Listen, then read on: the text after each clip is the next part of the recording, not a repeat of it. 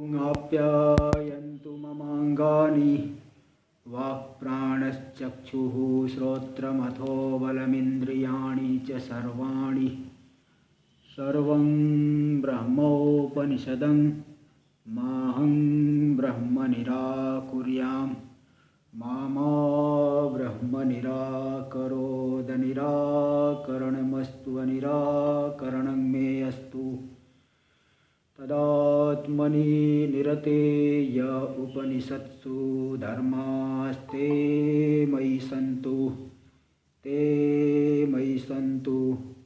ओम शांति शांति शांति। शंकरं शंकराचार्यं केशवं बादरायणं सूत्रभाष्य कृतौ वन्दे भगवन्तौ पुनः पुनः।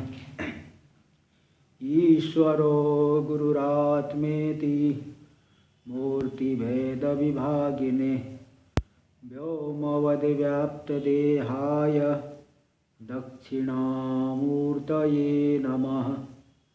ओम शांति शांति शांति। तलवकार शाखा की, सामवेद की तलवकार शाखा की केनोपनिषद पर हम लोग विचार कर रहे हैं।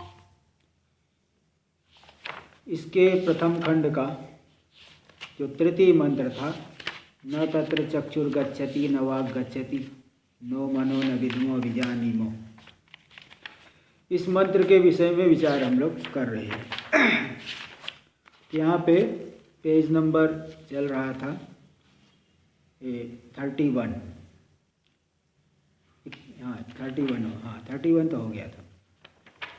तो ये दिखा रहे थे, पहले तो बताया विदित ब्रह्म विदित है क्या, बोले नहीं। अन्य देव विदिता, फिर अविदित मान लो, बोले अविदित भी नहीं कह सकते, क्योंकि जो वस्तु अविदित होती है वह विज्ञान की अपेक्षा वाली होती है, लेकिन इसे ब्रह्म को विज्ञान की कोई अपेक्षा नहीं है, इसलिए यह विदित भी नहीं है।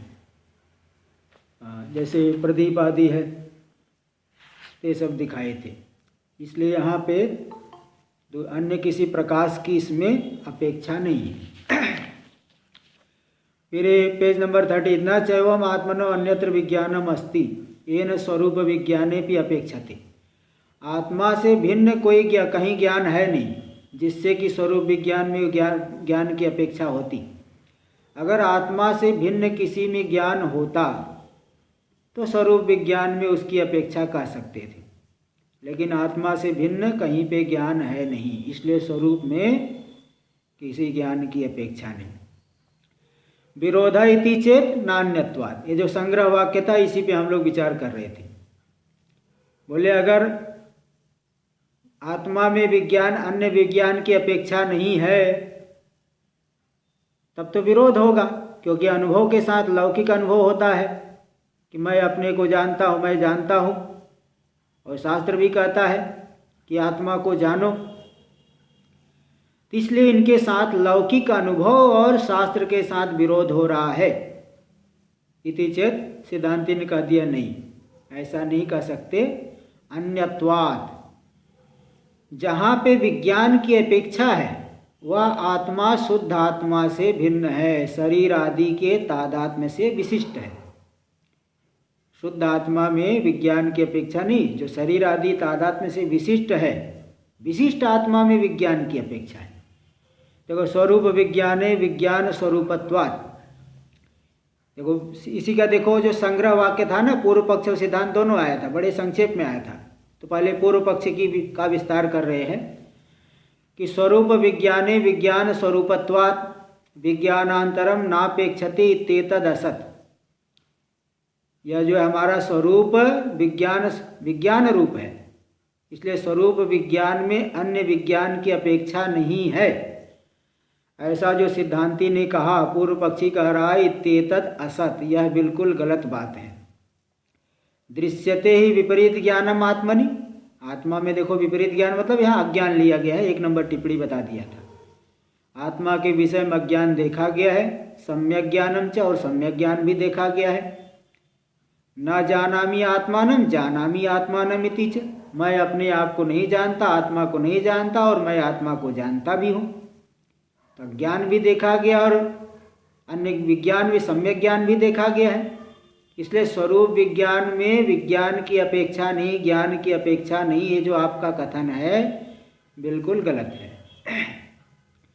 इति च, तो इस तरह से श्रुतेश्च, और श्रुति भी देखिए कहती तत्त्वमसि आत्मानमेव अवेत एतम वै तम आत्मानं विदित्वा इति च। श्रुति भी देखो कहती है कि तत्त्वमसि वह ब्रह्म तुम हो, आत्मानमेव अवेत आत्मा को ही जाने, एतम वै तम आत्मानं विदित्वा इसी आत्मा, उसी आत्मा को जान करके पुत्रेषणा वित्तेषणा लोकेषणा, तीनों ऐषणाओं से ऊपर उठ करके वित्थान करके भिक्षाचरण का संन्यास ग्रहण कर लेते हैं, आत्म साधना करते हैं। ये जो श्रुतियाँ है आत्मविज्ञान का कथन करती है, इसलिए आपकी बात गलत है। देखिए सर्वत्र श्रुतिषु आत्मविज्ञाने विज्ञानांतरापेक्षत्वं दृश्यते, सभी श्रुतियों में आत्मविज्ञान के लिए में अन्य विज्ञान की अपेक्षा कही गई है। इसलिए तस्मात् प्रत्यक्ष श्रुति विरोध है, इसलिए प्रत्यक्ष श्रुतियों के साथ विरोध हो रहा है। इति चेत, यहाँ तक। इसलिए अगर आप कहोगे कि आत्मा का, आत्मविज्ञान के लिए, आत्मा को जानने के लिए अन्य विज्ञान की अपेक्षा नहीं है, तो प्रत्यक्ष ये जो श्रुतियाँ है इनके साथ विरोध हो रहा है। यानी प्रत्यक्ष, अच्छा दोनों दे दिया, 3 नंबर टिप्पणी प्रत्यक्षेण श्रुत्याच, प्रत्यक्ष भी दिखा दिए कि मैं आत्मा को नहीं जानता हूँ, मैं आत्मा को जानता हूँ, और श्रुतियाँ भी, इसलिए इन दोनों के साथ विरोध हो रहा है। इति चेत, तो अब यहाँ सिद्धांती बता रहे हैं कि न ऐसा। देखिए टीका में देख लीजिए, टीका में नीचे से दूसरी पंक्ति, विज्ञानानपेक्षत्वं ब्रह्मणो अभाणी, ब्रह्म में अन्य विज्ञान की अपेक्षा नहीं ऐसा कहा गया, तो ठीक नहीं है। ऐसा जो कहा गया वो ठीक नहीं है, क्योंकि सापेक्षत्वं जीव शब्द वाच्य से उपाधि विशिष्ट अनुभूयते। जो सापेक्ष विज्ञान की अपेक्षा वाला कौन अनुभव में आता है? जो जीव शब्द वाच्य उपाधि से विशिष्ट, स्थूल सूक्ष्म शरीर आदि उपाधि से जो विशिष्ट है, जो जीव शब्द का वाच्य है, उस विशिष्ट में विज्ञान की अपेक्षा का अनुभव होता है। अतो भिन्न विषयत्वात् न विरोध, इसलिए भिन्न विषयक है। श्रुति जो है जहाँ विज्ञान की अपेक्षा है उसे विशिष्ट आत्मा को बता रही है, और जहाँ विज्ञान की अपेक्षा नहीं हो, शुद्ध आत्मा की बात कर रहे, शुद्ध आत्मा में किसी विज्ञान की अपेक्षा नहीं है, इसलिए दोनों का विषय भिन्न भिन्न हो गया। जैसे कह दिए कि नदी में जल है और नदी के किनारे जल नहीं है, तो क्या विरोध है? एक जगह जल है, एक जगह नहीं है, एक स्थान पे है, एक स्थान पे नहीं है, विरोध क्या है?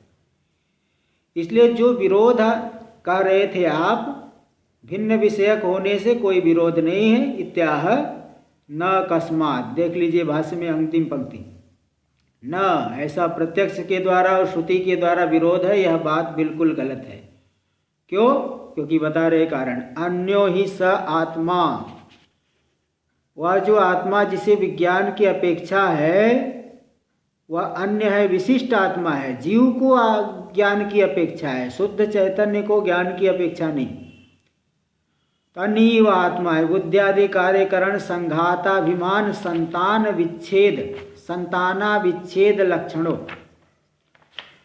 बुद्धियादि जो कार्यकरण संघात है, बुद्धि आदि से जो है स्थूल शरीर इंद्रिय सब सभी ले लीजिए, बुद्धि आदि जो कार्यकरण संघात में अभिमान, जो अभिमान के जो संतान यानी परंपरा अनादि काल से जो अभिमान कर रहा है, अभिमान का जो सतत प्रवाह चल रहा है, उस प्रवाह का अविच्छेद रूप लक्षण, अविच्छेद के द्वारा जो लक्षित हो रहा है जीव, जिसका उसके द्वारा लक्षित हो रहा है चिदाभास विशिष्ट जीव, जो कि अविवेकात्मक है।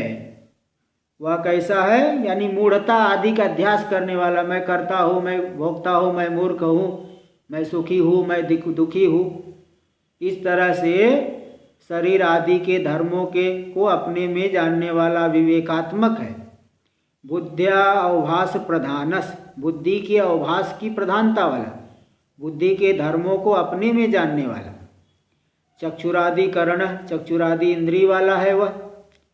नित्य चित स्वरूपात्मा अंतःसारो, जिसका अंतःसार वास्तविक स्वरूप क्या है? नित्य जो चित स्वरूप आत्मा, नित्य चैतन्य स्वरूप आत्मा है, जिसका वास्तविक स्वरूप है। तो ऐसा जो जीव है वह वही विज्ञान की अपेक्षा वाला है। यत्र अनित्यम विज्ञानम अवभासते, उसी जीव में अनित्य विज्ञान का भान होता है। तो उसे ही विज्ञान की, अनित्य विज्ञान का भान होता है, उसे ही शुद्ध जानने की, स्वरूप को जानने की अपेक्षा है। शुद्ध में विज्ञान की अपेक्षा नहीं है। देख लीजिए, ये सब जो लंबे लंबे शब्द बनाए, इन सब की व्याख्या टीका में कर रहे हैं। बुद्ध्यादो कार्यकरण संघाते या आत्माभिमान संतानो, बुद्धि आदि जो कार्यकरण संघात है, शरीर इंद्रिय संघात समुदाय, उसमें जो आत्माभिमान की संतान, यही मैं हूँ, यही मैं हूँ, ऐसे अभिमान का जो प्रवाह चल रहा है, कब से चल रहा है? अनादि भव परंपरा प्रापितः, अनादि संसार परंपरा से प्राप्त है। तस्या विच्छेद रूपम, उसका जो विच्छेद नहीं होना, विच्छेद रूपी कार्य के द्वारा जो मालूम पड़ रहा है, कौन मालूम पड़ रहा है ना? अज्ञान। अज्ञान है तो अविच्छेद का जो कारण है, अविच्छेद का कारण, अविच्छेद रूपम का अर्थ है अविच्छेद का जो कारण है कौन? अज्ञान। रूपम अनिर्वाच्यम अज्ञानम, उस अभिमान का, अविच्छेद का जो कारण है अज्ञान। देखो, ये सब टिप्पणी में सब अर्थ कर दिए है। अविच्छेद रूपम का अर्थ कर दिए कि अविच्छेद रूपी कार्य के द्वारा जो मालूम पड़ रही कारण अज्ञान। और अज्ञान कैसा? अनिर्वचनीय अज्ञान है, सत भी नहीं, असत भी नहीं। तो ऐसा जो अज्ञानम लक्षणम चिन्हम यस्य, वही लक्षण है, चिन्ह है, जिसका, जिस जीव का, यस्य चित्त प्रतिबिंबस्य, चित्त प्रतिबिंब जो जीव, चिदाभास रूपी जीव, सतथोक्ता, वह जीव हो गया बुद्ध्यादि कार्यकरण संघाताभिमान संताना विच्छेद लक्षण। तो अज्ञान के द्वारा ज्ञापित हो रहा है जो चित्त प्रतिबिंबित, अभिमान करने वाला जो है वही जीव। देखिए, फिर इसके बाद है अविवेकात्मक है वह, अविवेकात्मक है जीव। इसका देखिए अर्थ दे रहे टीका में, चित्त तंत्रम ही अनिर्वाच्यम अज्ञानम, जो अनिर्वाच्य अज्ञान, अनादिकालीन अज्ञान है, अनिर्वचनीय है। अज्ञान को सत भी नहीं कह सकते क्योंकि बाधित होती है, असत भी नहीं कह सकते क्योंकि उसका पूरा कार्य संसार दिख रहा है, उभय नहीं कह सकते क्योंकि उभय कोई चीज होती नहीं है। इसलिए सद असद उभय से विलक्षण, अनिर्वचनीय, उसका निर्वचन नहीं कर सकते। बस उसका यही लक्षण है जो ज्ञान के द्वारा बाधित हो जाए। इसलिए ऐसी जो अनिर्वचनीय अज्ञान है चैतन्य के अधीन है, और चैतन्य के अधीन होने पर भी चैतन्यम अवच्छिद्य, चैतन्य को अवच्छिन्न करके, चैतन्य को जो है चैतन्य को अवच्छिन्न कर, चैतन्य में वैकल्पित है, उसी अज्ञान के बल से चैतन्य का स्वरूप जो है ढक गया है। ओहो, ठीक है। देखिए, तो चित्त तंत्र है अज्ञान, चैतन्य के अधीन है अज्ञान, निर्वचनीय ज्ञान। वो चैतन्य को अवच्छिन्न करके, चैतन्य को परिचय अवच्छिन्न करके स्वावच्छिन्ने यथा स्वरूपावभासम प्रतिबद्ध, उस अज्ञान से अवच्छिन्न चैतन्य में जो यथार्थ स्वरूप है, यथार्थ स्वरूप के ज्ञान को वह प्रतिबंधित करके, वही आत्मा अज्ञान से विशिष्ट हो गया, अज्ञान में तादात्म्य में कर लिया, तो मौढ़्यादि का अग्रहण से स्वरूप को नहीं जान करके अन्यथा ग्रहण। जैसे निद्रा में हम लोग गए तो जागृत के स्वरूप को नहीं जान करके उसका अज्ञान है तो अन्यथा ग्रहण वहाँ हो गया। निद्रा में भिन्न प्रकार का संसार दिखता है।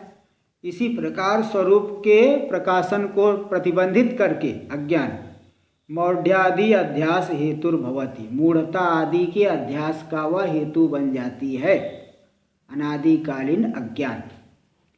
तस्माद अविवेकात्मको जीव इति उच्यते, इसलिए जीव को क्या कहा जाता है? अविवेकात्मक। वह शरीर आदि के धर्मों को अपने में मान लेता, अविवेकात्मक हो गया, यानी मूढ़ता आदि के अध्यास वाला है जीव, ऐसा कहा जाता है। बुद्धेर अंतःकरण से यथा यथा नीला पीताद्याकारा भाषा जायन्ते, बुद्धि जो अंतःकरण है, अंतःकरण में जैसे जो है जिस जिस प्रकार की वृत्ति बनती, नीलाकार वृत्ति, पीताकार वृत्ति, अयम नीला, अयम पीता, अयम घटः, अयम वृक्ष, अयम मनुष्य, जैसी जैसी वृत्ति बनी, तथा तथा चित्त प्रतिबिंब, उसी उसी प्रकार से चैतन्य का प्रतिबिंब हो करके वृत्ति में प्रमातृत्वादि रूपेण भाति।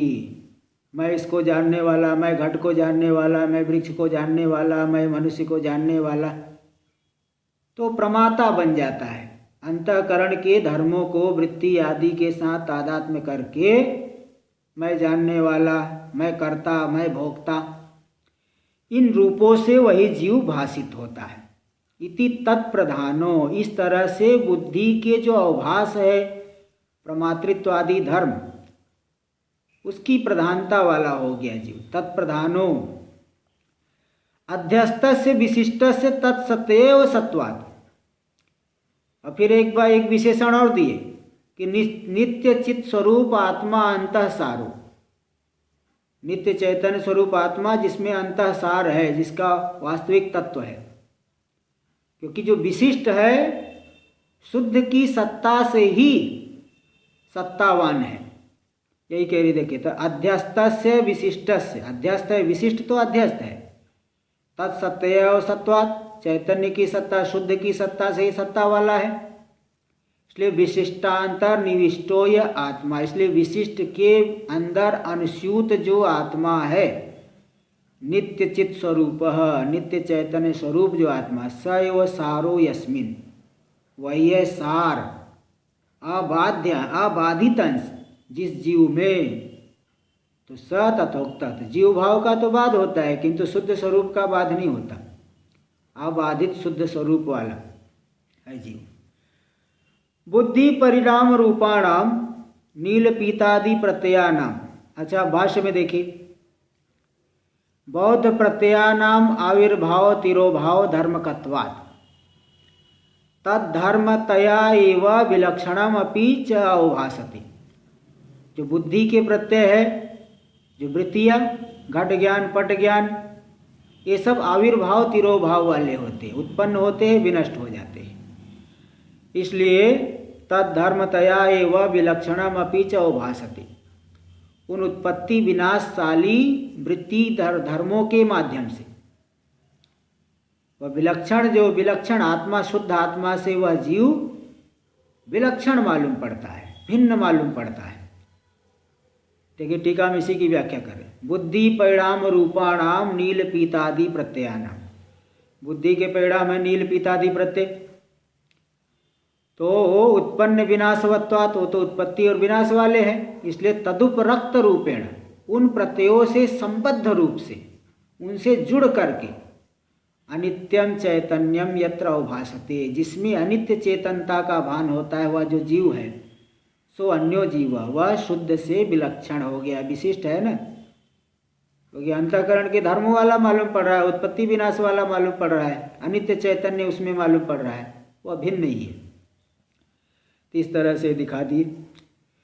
सर्वाण्येतानि जीव विशेषणानि, ये जो जीव की इतनी विशेषण आपने क्यों दे दिए? साधारण व्यक्ति तो जो है उसको बड़ा कठिन लगेगा, कैसे क्या क्या अर्थ कर रहे हैं।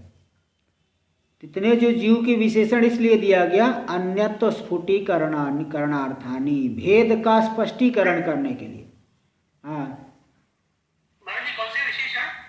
ये जो ऊपर आया ना, यहाँ की पूर्व पृष्ठ के अंतिम पंक्ति से लेके अभी तक, बुद्ध्यादि कार्यकरण संघाता अभिमान संताना विच्छेद लक्षणों अविवेकात्मको बुद्ध्याभास प्रधान चक्षुरादि करणों नित्य चित्त स्वरूप आत्मा अंतः सारो, ये सब विशेषण आया ना।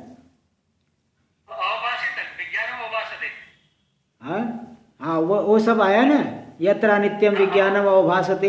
अरे केवल इतने कितने विशेषण आए भाई, केवल एक क्यों क्यों पकड़ के रखे, इतने विशेषण आ गए सब।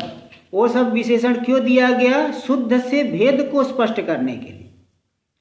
देखिए वही बता रहे, सर्वाण्येतानि जीव विशेषणानि, ये जितने जीव के विशेषण आए, अन्यत्व स्फुटीकरणार्थानि, शुद्ध आत्मा से विशिष्ट रूप अलग है। शुद्ध आत्मा तो सत्य है और ये विशिष्ट जो जीव रूप है अध्यस्त है, इसलिए वह दोनों भिन्न अलग अलग है। इसलिए जीव विशेषण वो शुद्ध से भेद का स्पष्टीकरण करने के लिए कि विशिष्ट रूप अलग है, बाधित होता है, वो मिथ्या है, इसको दिखाने के लिए। न केवलम अनित्यत्व, देखिए उसके जो जीव के विज्ञान में केवल अनित्यत्व है ऐसी बात नहीं है, और भी कुछ है। विशिष्टोपाधि रूढ़तया विज्ञानस्य तद्धर्मतया अवभासते, विशिष्ट उपाधि में आरूढ़ है विज्ञान, विशिष्टोपाधि में रूढ़तया, विशिष्ट उपाधि के साथ, देखो 11 नंबर टिप्पणी में दे, तादात्म्येन उपरक्ततया, तादात्म्य रूप से उपरक्त होने से, संबद्ध होने से विज्ञानस्य, केवल विज्ञान में अनित्यत्व आएगा ये ऐसी बात नहीं है, बल्कि तद्धर्मतया अवभासते, वो अनित्यत्व धर्म वाला भी वह मालूम पड़ता है जीव। विशिष्ट उपाधि से रूप उपरक्त है, देखो अंतःकरण की वृत्तियां उत्पन्न हो रही, विनष्ट हो रही, इसलिए विज्ञान अनित्य हो मालूम पड़े, केवल इतना ही नहीं बल्कि उसी अनित्यत्व धर्म वाला यह भी मालूम पड़ेगा। तो अपितु मनुष्य हम जानामि, है ना, मैं मनुष्य हूँ, मैं जानने वाला हूँ, हाँ, इति प्रति शरीरम विलक्षणम अपि चैतन्यम अवभासते, अनित्य रूप से ही मालूम पड़ता है ऐसा नहीं, बल्कि विलक्षण अलग अलग चैतन्य, वो शरीर अलग है, ये मैं अलग हूँ, मैं जानने वाला हूँ, वह जानने वाला नहीं है, अवभासते, क्योंकि विशिष्ट भेदात, विशेषण के विशिष्ट भिन्न भिन्न है, शुद्ध तो एक ही है किंतु विशिष्ट सबकी जो है बुद्धि एक जैसी नहीं है, सबका अलग अलग शरीर आदि उपाधि अलग अलग है, इसलिए विशिष्ट में भेद भी मालूम पड़ रहा है, विशिष्ट भेदादित्यर्थ। तो विशिष्ट में भेद है और यहाँ पे विशिष्ट के विज्ञान में अनित्यता भी है।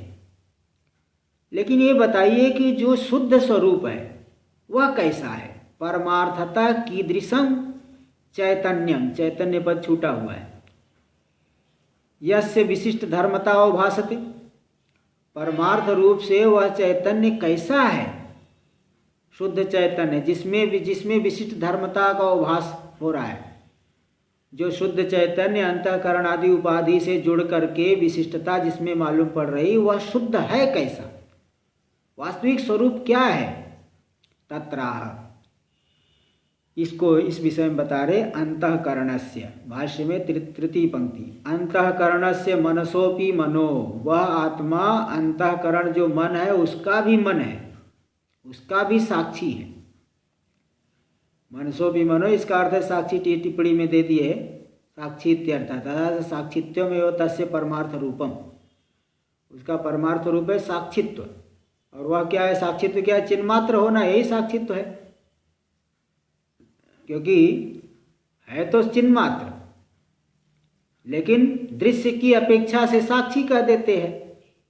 साक्षित्व व्यपदेशस्य अपि साक्ष्य सापेक्षत्वात्, साक्ष्य सामने है तो साक्षी कहा जाएगा, साक्ष्य नहीं है तो चिन्मात्र ही है। इसलिए मन का भी मन मतलब वह चिन्मात्र है, शुद्ध चैतन्य मात्र है।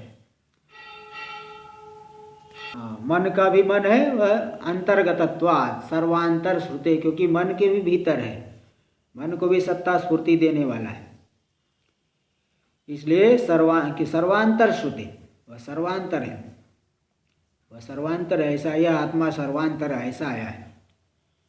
तो मन के भीतर भी है, सर्वांतर सभी के भीतर, मन के भी भीतर है, सर्वांतर है। टीका में देखिए, ननु विशेषण संबंधा स्वरूपे समारोपितो विशिष्टो भाति।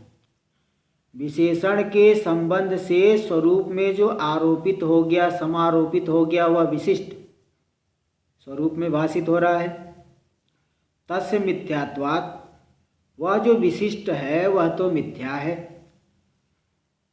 इसलिए कथम आत्मत्व व्यवहारास्पदत्व, तो उस विशिष्ट में आत्मत्व व्यवहार, यही मैं हूँ, मैं आत्मा हूँ, यह ऐसा व्यवहार कैसे बनेगा? व्यवहारास्पदत्व कथम, विशिष्ट में आत्मत्व व्यवहार की आश्रयता कैसे आएगी? मतलब उसमें आत्म रूप से ऐसा व्यवहार कैसे होगा? विशिष्ट तो मिथ्या होता है।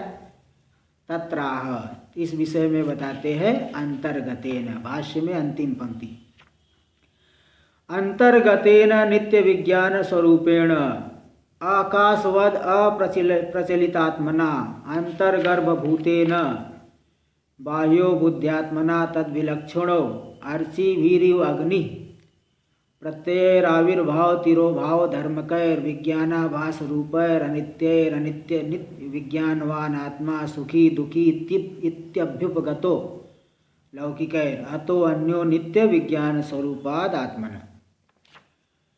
देखिए, अंतर्गतेन नित्य विज्ञान स्वरूपेण, जो विशिष्ट के अंतर्गत कौन है? जो शुद्ध, शुद्ध में ही उपाधि से किसी को लेकर के विशिष्ट मालूम पड़ रहा है। भाई हमारा ही शुद्ध स्वरूप आत्मा है, लेकिन हम लोग उपाधि के साथ तादात्म्य करके ऐसा अपने आप को विशिष्ट रूप से अनुभव कर रहे हैं। इसलिए विवेचन करते करते वो शुद्ध तक पहुँचते हैं।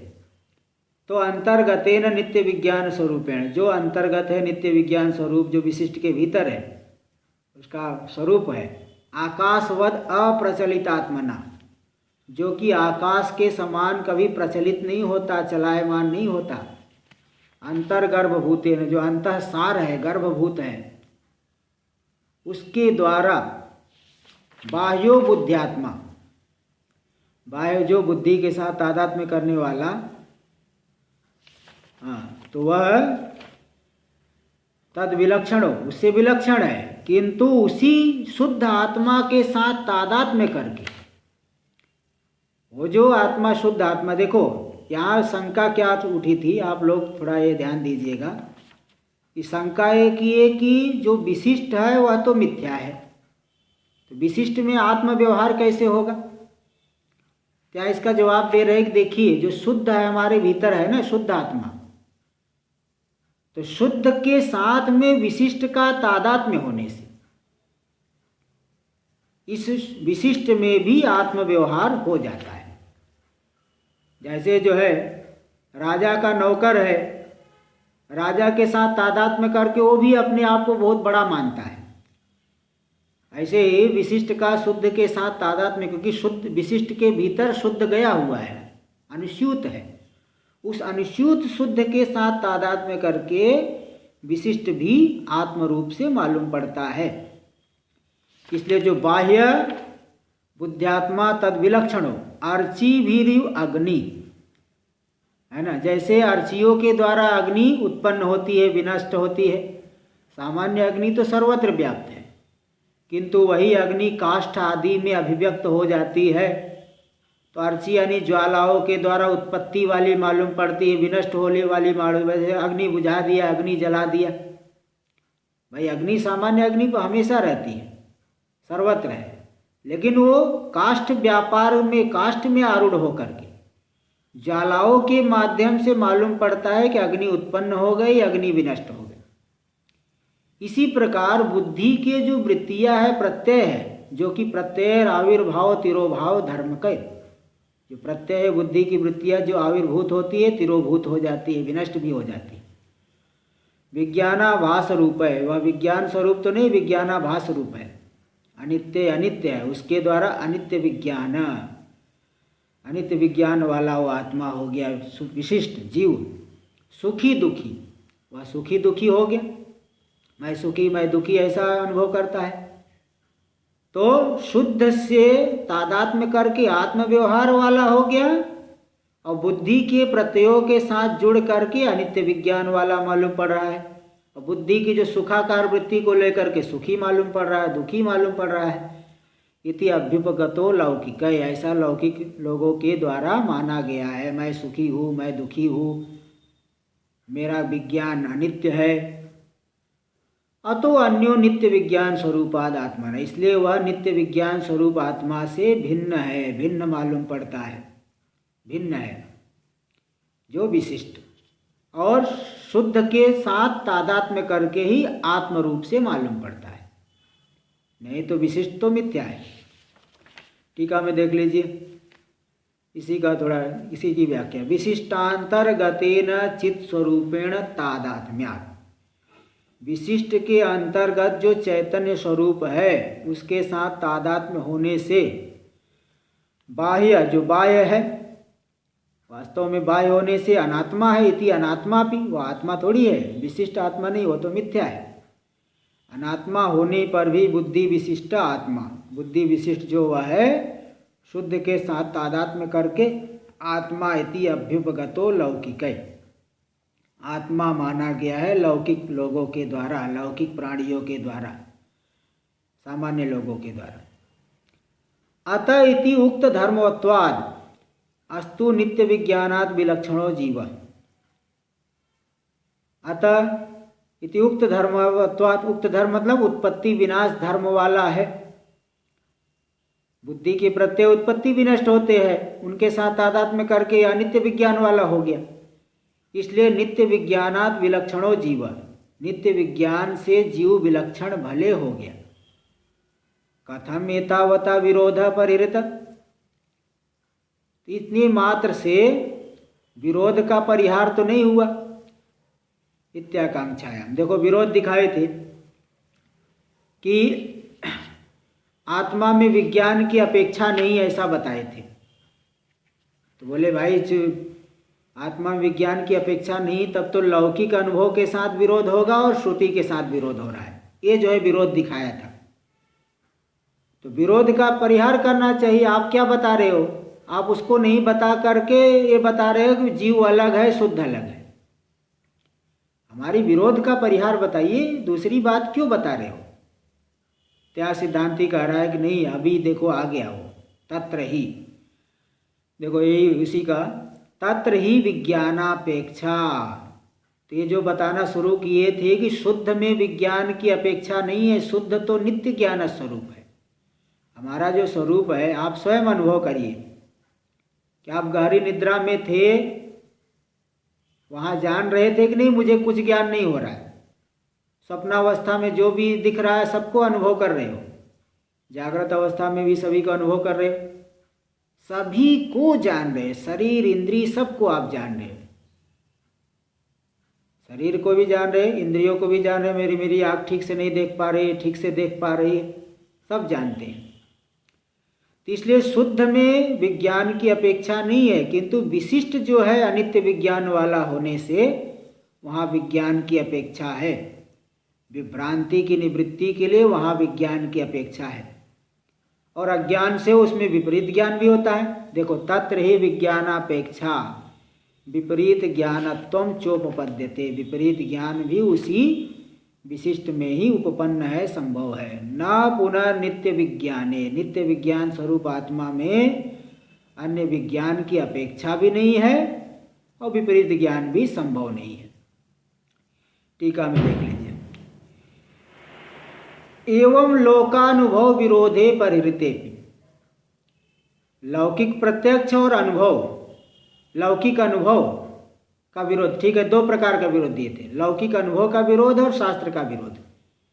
एक विरोध तो परिहार हो गया कि शुद्ध में अज्ञान नहीं है, विशिष्ट में अज्ञान है, विशिष्ट को विज्ञान की अपेक्षा है। तो लोकानुभव, लौकिक अनुभव के साथ विरोध का परिहार तो हो गया। परिहृते भी शास्त्र विरोधो न परिहृत, लेकिन शास्त्र के साथ जो तत्वमसि, अहम ब्रह्मास्मि, आत्मा को जानो, है ना, उस आत्मा को जाना, आत्मानमेव अवेद, ये शास्त्र के साथ विरोध हो रहा है। वहाँ भी तो ज्ञान की अपेक्षा बता रहे हैं, उसका परिहार करिए इत्यादि। तो इसको बता रहे तत्वमसि, भाष्य में चौथी पंक्ति, तत्त्वमसीति बोधोपदेशो नोपपद्यते इति चेत, अगर आत्मा विज्ञान से निरपेक्ष, विज्ञान की अपेक्षा वाला नहीं है, तो तत्त्वमसि इत्यादि श्रुतियों के द्वारा बोध का उपदेश, ज्ञान का उपदेश तब तो नहीं होना चाहिए। नोपपद्यते, संभव नहीं है, युक्ति संगत नहीं है, क्योंकि आप वह विज्ञान स्वरूप मान रहे हो, विज्ञान निरपेक्ष है। इति चेत आत्मानमेव अवेदित्येवम् आदीनि च नित्य बोधात्मकत्वात् न ही आदित्यो अन्येन प्रकाश्यते। देखो उसी का थोड़ा, जो पूर्व पक्षी का रहा तो उसी का थोड़ा विवरण दे रहे हैं। टीका में पहले देख लीजिए, टीका की पंक्ति देखिए। विशिष्टस्य मिथ्यात्वात्, जो विशिष्ट है जीव वह तो मिथ्या है। और ब्रह्मास्मि इति अनुभवायोगात्, मैं ब्रह्म हूँ, ऐसा अनुभव तो उसमें हो नहीं सकता है, क्योंकि वह तो ब्रह्म से भिन्न है, वह मिथ्या है। मिथ्या थोड़ी अपने आप मैं सत्य हूँ, ऐसा कैसे अनुभव होगा। इसलिए मोक्षार्हत्वाच, मोक्षार्हत्वा योगाच, मोक्ष के योग्य भी नहीं है, क्योंकि जब ज्ञान के द्वारा अज्ञान हो जाए, अज्ञान बाधित हो गया तो जीव भाव भी बाधित हो जाता है। इसलिए मोक्ष के योग्य वह नहीं है जीव। इसलिए तत्त्वमसि इति उपदेशो न घटते, तत्त्वमसि ऐसा उपदेश जीव में घटित नहीं हो रहा है, क्योंकि वह तो मिथ्या है। उसको मैं ब्रह्म हूँ, जो ब्रह्म से भिन्न है, उसमें मैं ब्रह्म हूँ ऐसा अनुभव नहीं हो सकता। और दूसरी बात वह, तीसरी बात वह मोक्ष के योग्य भी नहीं है, क्योंकि मुक्ति काल में जीव भाव रहता ही नहीं। इसलिए तत्त्वमसि ऐसा उपदेश जीव के लिए घटित नहीं होगा, न घटते चेत। तो यदि ऐसा कह रहे हो, फिर सिद्धांति कह रहा तर्हि ब्रह्मणाय उपदेशो अस्तु, बोले तब तो ब्रह्म को ही उपदेश मान लो, ब्रह्म के लिए उपदेश किया जा रहा है। इत्याशंका, ऐसी आशंका को उत्थापन करके पूर्व पक्षी कह रहा है कि अगर ऐसा आप कहोगे तो भी गलत है। सिद्धांति की बात, अगर आप ये कहोगे ब्रह्म को उपदेश हो, जीव में नहीं बन पाया, ब्रह्म को हो जाए, बोले तब तो वो भी गलत है, क्योंकि आत्मानमेव अवेद, देखो भाष्य में दे रहे, आत्मानमेव अवेद इत्येवम् आदीनि च नित्य बोधात्मकत्वात्, आत्मानमेव अवेद इत्यादि जो वाक्य है ब्रह्म को उपदेश पक्ष में घटित नहीं होंगे, क्योंकि ब्रह्म तो नित्य बोध स्वरूप है, नित्य बोधात्मकत्वात्। पूरा वाक्य अन्वय करके दे रहे टीका में, एवं आदीनि वाक्यानि आत्मानमेव अवेद, उसने आत्मा को ही जाना।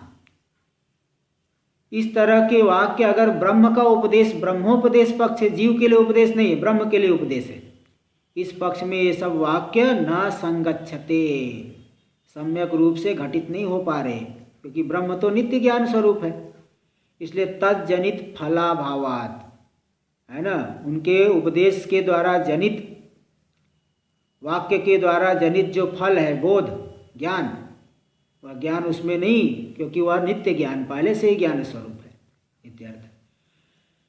इसलिए दोनों ही पक्ष खंडित हो गया। जीव को उपदेश नहीं हो सकता क्योंकि जीव मिथ्या है, मुक्ति के योग्य नहीं है, और मैं ब्रह्म हूँ ऐसा अनुभव नहीं कर सकता। और ब्रह्म को भी उपदेश नहीं हो सकता क्योंकि ब्रह्म तो नित्य ज्ञान स्वरूप है। तो फिर आखिर उपदेश होगा किसे? तब सिद्धांती जवाब देगा, लेकिन टीका में देखिए, हाँ पहले एक पंक्ति और रह गई, भाष्य देख लीजिए, भाष्य देख लीजिए फिर टीका में। नहीं आदित्यो अन्येन प्रकाश्यते, आदित्य प्रकाश स्वरूप है, अन्य के द्वारा प्रकाशित नहीं होता। आत्मा भी ज्ञान स्वरूप है, इसलिए उसे ज्ञान की अपेक्षा नहीं। अतस्तदर्थ बोधोपदेशो अनर्थक इति चेत, इसीलिए उसके लिए, ब्रह्म के लिए ज्ञान का उपदेश अनर्थक है, बिल्कुल निरर्थक है, व्यर्थ है। इति चेत यहाँ तक आया। सिद्धांति कहेगा ना, टीका में देख लीजिए। अब टीका में सिद्धांति समाधान बताना शुरू करेगा। विशिष्ट से निरूपाधिकस्य च ब्रह्मण उपदेशा संभवेपि, बोले बात ठीक कहते हो, जो विशिष्ट है मिथ्या है जीव, उसको उपदेश भी संभव नहीं है। और निरूपाधिकस्य च ब्रह्मण, और जो ब्रह्म निरूपाधिक है, ज्ञान की अपेक्षा वाला नहीं है, उसको भी उपदेश संभव नहीं है। ऐसा होने पर भी जो उपाधि विशिष्ट चित स्वरूप जीव पद लक्ष्य से, उपाधि से विशिष्ट जो चित स्वरूप है जो कि जीव पद का लक्ष्य है, उपाधि से उपहित है, जो अंतःकरण आदि उपाधि से उपहित है। देखो उपाधि कहते हैं जैसे घटाकाश, घट के भीतर आकाश, घट रूपी उपाधि को लेकर के घटाकाश छोटा दिखता है, किंतु विचार करें उस उपाधि के साथ आकाश का संबंध नहीं है। आकाश का, क्योंकि आकाश तो न्याय मत में निरवय माना गया है, वो सूक्ष्म है, उसका घट आदि के साथ संबंध नहीं है, लेकिन वो तो भी छोटा दिखता है, अलग एक छोटा दिखता है। इसी प्रकार ये अंतःकरण आदि जब विशेषण बनते हैं तो चैतन्य को प्रमाता कहा जाता है। वही अंतःकरण आदि उपाधि बन गए तो चैतन्य होगा उपहित, है ना। तो उपहित जो तो चित स्वरूप, उपाधि से विशिष्ट तो है चित विशिष्ट, चित स्वरूप जीव पद, चैतन्य रूपी जो जीव पद का लक्ष्य जो उपहित है चैतन्य, वह वैशिष्ट द्वारेण उपदेशो भविष्यति, वैशिष्ट के द्वारा, विशिष्टता के माध्यम से, है ना, विशिष्टता के माध्यम से उपदेश मतलब जीव के ब्रह्म भाव के लिए जो है उपदेश फलित होगा। जैसे देखिए उदाहरण शास्त्र में पुराणों में भी आता है कई, और ऐसा आया है जैसे कोई आदमी है अब बहुत ऐसी व्याधि से ग्रस्त हो गया, तब क्या करेगा, उपवास करके शरीर छोड़ता है अथवा शास्त्रीय विधि के द्वारा शरीर छोड़ेगा। तो उसको मालूम है कि मैं मर रहा हूं, लेकिन शास्त्रीय रीति से शरीर छोड़ेंगे तो हम स्वर्ग जाएंगे। तो अभी तो व्याधि से ग्रस्त है, पीड़ित है, लेकिन बाद में स्वर्ग की प्राप्ति मुझे होगी। इसी प्रकार जीव भाव में मैं जो हूँ नाना प्रकार के अनर्थ से युक्त हूँ, और ज्ञान के द्वारा जब जीव भाव बाधित हो जाएगा तो मैं शुद्ध रूपता का अनुभव करूँगा। इस तरह से शुद्ध रूपता का अनुभव करने के लिए वैशिष्ट के द्वारा ही उपदेश फलित हो जाएगा। देखो वैशिष्ट द्वारेण उपदेशो भविष्यति, तो वैशिष्ट के द्वारा उपदेश फलित होगा। लक्षणा से लक्ष्य की उपस्थिति होने पर वो जो है तो वैशिष्ट के माध्यम से उपदेश फलित हो गया। जैसे गंगा पद का वैसे अर्थ हो गया प्रवाह, प्रवाह के माध्यम से तीर लक्षित हो रहा है, ऐसे विशिष्ट के माध्यम से शुद्ध लक्षित हो रहा है। तो शुद्ध भाव का अनुभव करने के लिए जीव को उपदेश हो जाएगा। फलम तस्य, और फल क्या होगा उसे, आरोपित बंध निवृत्ति, बंध का आरोप करके अपने आप को बंधन विशिष्ट मालूम जान रहा है, तो ज्ञान के द्वारा जीव भाव की निवृत्ति हो जाएगी, आरोपित बंधन की निवृत्ति हो जाएगी। इत्यादि इसी बात को दिखा रहे। न ऐसा मत कहो कि दोनों ही पक्ष में उपदेश अनर्थक है। क्यों? लोकाध्यारोपापोहार्थत्वात्, लोक यानी अज्ञानी जीवों के द्वारा जो आरोपित बंधन है, उस बंधन की निवृत्ति के लिए उपदेश सार्थक हो जाएगा। उपदेश तब सार्थक बनेगा। ठीक, पहले भाष्य ही लेना चाहिए। हाँ, भाष्य आगे देख लीजिए, एक पंक्ति फिर आगे देखेंगे। तत्र च, वही है भाष्य, एक पंक्ति और देखिए। सर्वात्मनि ही नित्य विज्ञाने, जो सर्वात्मा है नित्य विज्ञान स्वरूप। देखो ये लोकाध्यारोपापोहार्थत्वात् संग्रह भाष्य था, अब ये विवरण भाष्य आ रहा है, उसका थोड़ा विवरण कर रहे। सर्वात्मनि ही नित्य विज्ञाने, जो सर्वात्मा है नित्य विज्ञान स्वरूप है। बुद्ध्याद्य अनित्य धर्मा लौकैर अध्यारोपिता, बुद्धि के जो अनित्य धर्म है, कर्तृत्व भोक्तृत्व आदि है, वे सभी के सभी उस सर्वात्मा नित्य विज्ञान स्वरूप आत्मा में आरोपित है। लोकों के द्वारा, प्राणियों के द्वारा। आत्मा विवेकता, आत्मा के साथ विवेचन नहीं करके उपाधि के साथ तादात्म्य करके, अतस विवेकता तद अपोहार्थो बोधोपदेशो बोधात्मना, इसलिए उस अध्यारोप की निवृत्ति के लिए ज्ञान का उपदेश बोधात्मना, ज्ञान स्वरूप आत्मा के लिए सार्थक हो जाएगा। इसलिए बोध उपदेश निरर्थक है ऐसा नहीं कह सकते। टीका में देखिए, ननु लोक शब्देन आत्मा उच्यते अनात्मा वा, बोले यहाँ जो लोक शब्द के द्वारा आप आत्मा को बता रहे हो कि अनात्मा को बता रहे हो? कि लोकों के द्वारा अध्यारोप जो हुआ है उस अध्यारोप की निवृत्ति के लिए उपदेश सार्थक होगा। तो लोक शब्द से आत्मा को लेते हो कि अनात्मा को लेते हो? अगर आत्मा को लोगे नाद्य पहला तो नहीं कर सकते, क्योंकि आत्मनो अधिष्ठानतया अध्यास कर्तृत्वा संभवात, आत्मा तो अधिष्ठान है। लोक यानी आत्मा, आत्मा के द्वारा जो अध्यारोपित हुआ है, आत्मा तो अधिष्ठान है। अधिष्ठान स्वयं अध्यास का कर्ता नहीं होता। जैसे लोक में देखिए, सुक्ति में रजत का भ्रम हुआ तो भ्रांति का अधिष्ठान है सुक्ति, सुक्ति स्वयं अध्यास का कर्ता नहीं। इसी प्रकार आत्मा तो अधिष्ठान है। तो लोक शब्द का अर्थ आत्मा लोगे तो लोकों के द्वारा अध्यारोप हुआ है, अध्यारोप का कर्ता लोक है। तो लोक शब्द से आत्मा लोगे तो आत्मा अध्यास का कर्ता नहीं हो सकता, क्योंकि आत्मा तो अधिष्ठान है। देखो, चैत्रो ही सुक्तिकायाम रजतम अध्यस्यति, चैत्र जो अध्यास का कर्ता है वह सुक्ति में रजत का आरोप करता है। जो न सुक्तिका, वह जो अधिष्ठान सुक्तिका है वह स्वयं आरोप नहीं करती है ना। देखो, इसलिए एक अनुमान दे दिए 6 नंबर टिप्पणी में, न सुक्तिका आत्मा नाध्यास करता, आत्मा अध्यास का करता नहीं, क्योंकि आत्मा अधिष्ठानत्वात्, अधिष्ठान है। सुक्तिका जैसे सुक्तिका अधिष्ठान है, अध्यास का कर्ता नहीं। आत्मा भी अधिष्ठान है तो अध्यास का कर्ता नहीं हो सकता। आगे, अध्यास कर्तृत्वे च आत्मन प्रागेव अध्यासात् कर्तृत्वम वाच्यम, अगर आत्मा को अध्यास का कर्ता मानोगे तब तो प्रागेव अध्यासात् कर्तृत्वम वाच्यम, अध्यास से पहले उसमें कर्तृत्व मानना पड़ेगा।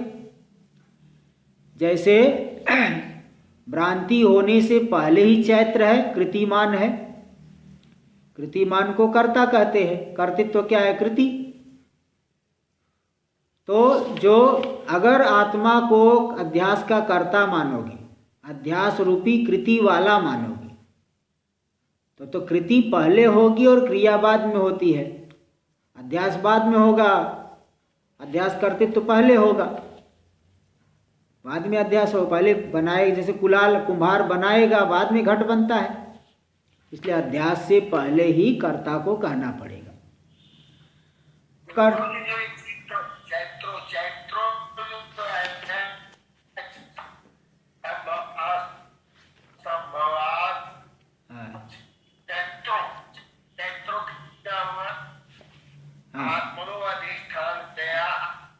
अध्यास कर्तृत्व असंभवात, संभवाते। हाँ, बता रहा हूँ, एक बार तो बता दिए, फिर बता रहा हूँ। देखिए, चैत्र एक आदमी का, कोई एक आदमी है, जैसे उसका नाम है चैत्र। चैत्र एक आदमी का नाम है। जो चित्रा नक्षत्र काल में पैदा होता है उसका नाम पड़ गया चैत्र। तो चैत्र नाम का कोई व्यक्ति है, जैसे वह सुक्तिका में रजत का अध्यास करता है, तो मतलब अध्यास का कर्ता चैत्र है और अध्यास का अधिष्ठान सुक्तिका है। तो मतलब अधिष्ठान अलग होता है, कर्ता अलग होता है। तो इसलिए लोक शब्द के द्वारा आत्मा को लोगे तो आत्मा अध्यास का कर्ता कैसे होता है? वो तो अध्यास का अधिष्ठान है।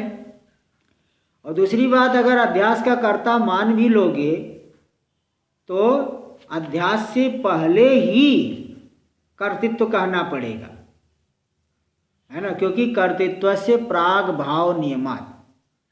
कर्तृत्व का मतलब होता है कृतिमत्ता, कृति प्रयत्न। प्रयत्न पहले होता है, क्रिया बाद में होती है, तो कर्तृत्व तो पहले होगा। देखो, इसलिए 1 नंबर टिप्पणी में दे दिए है, कर्तृत्व से प्राग भाव नियमात इति। प्राग सत्व नियमात कृतिरेव ही कर्तृत्वम, कर्तृत्व मतलब जो कृति प्रयत्न, साच अध्यासम प्रति कारणम, वह अध्यास के प्रति कारण, जैसे कुलाल कृति करता है, प्रयत्न करता है, तब जाके घट बनता है। इसी प्रकार कृति पहले होगी, कर्तृत्व पहले होगा, वह अध्यास का कारण है, पहले होगा, बाद में अध्यास होगा। तो तच्च कार्यात नियत पूर्ववृत्ति सर्वानुमतम, कार्य से नियत पहले रहना पड़ेगा उसको, ये सभी लोग मानते हैं। इसलिए मतलब क्या है कि कारण का लक्षण जो नैयायिक लोग करते हैं, कार्य नियत पूर्ववृत्तित्वम कारणत्वम, कार्य से ठीक पहले जो रहे। अगर कर्तृत्व कहोगे आत्मा में, तो अध्यास से पहले ही उस कर्तृत्व को रहना पड़ेगा। तो अध्यास होने से पहले ही करता रह गया, कर्तृत्व रह गया, तब तो कभी मोक्ष होगा ही नहीं, वास्तविक हो गया ना, पहले से ही है। अध्यास से पहले से जो कर्तृत्व है, तो कर्तृत्व को आध्यासिक नहीं मान सकते, तो वास्तव में कर्तृत्व वास्तविक हो गया। इसलिए वार्तिककार जो ये इन्होंने सुरेश्वराचार्य जी ने एक वार्तिक लिखा है, आत्मा कर्त्रादि रूपश्चेत माँ कांक्षिस्तर्हि मुक्तता, नहीं स्वभावो भावानाम व्यावर्तेद औष्ण्यवद रवे। आत्मा को अगर कर्तादि रूप मानोगे, बोले तब तो मुक्ति की आकांक्षा मत करो। कर्तृत्व यदि आत्मा का स्वरूप है, बोले तब तो मुक्ति की आकांक्षा मत करो, क्योंकि नई स्वभाव भावाना, पदार्थों का जो स्वभाव है उसका कभी विनाश नहीं होता। जैसे सूर्य में उष्णता, उष्णता सूर्य का स्वभाव है, तो सूर्य कभी भी रहेंगे, उष्ण ही रहेंगे। इसी प्रकार आत्मा अगर कर्ता स्वरूप है, कर्तृ रूप है, स्वभाव उसका कर्तृत्व है, तब तो मुक्ति मिलेगी ही नहीं। यही बात यहाँ सिद्ध की है। अध्यास कर्ता मानोगे तो अध्यास से पहले कर्तृत्व आत्मा में मानना पड़ेगा, तो मतलब वो आध्यासिक सिद्ध नहीं होगा, तब तो कभी मुक्ति मिलेगी ही नहीं, ये आपत्ति होगी। आगे इसका विचार हम लोग कल कर लेंगे। थोड़ा ये सब प्रसंग जो है थोड़ा कठिन है, इसलिए आप लोगों को भी थोड़ा गंभीर रूप से जो है ध्यान देना पड़ेगा। 1-2 पेज ही है, आगे तो सरल है, आगे कल होगा। ओम आप्यायन्तु ममांगानि वाक्प्राणश्चक्षुः श्रोत्रमथो बलमिन्द्रियाणि च सर्वाणि, सर्वं ब्रह्मोपनिषदं माहं ब्रह्म निराकुर्याम्, मा ब्रह्म निराकरोद निराकरणमस्तु अनिराकरणं मे अस्तु।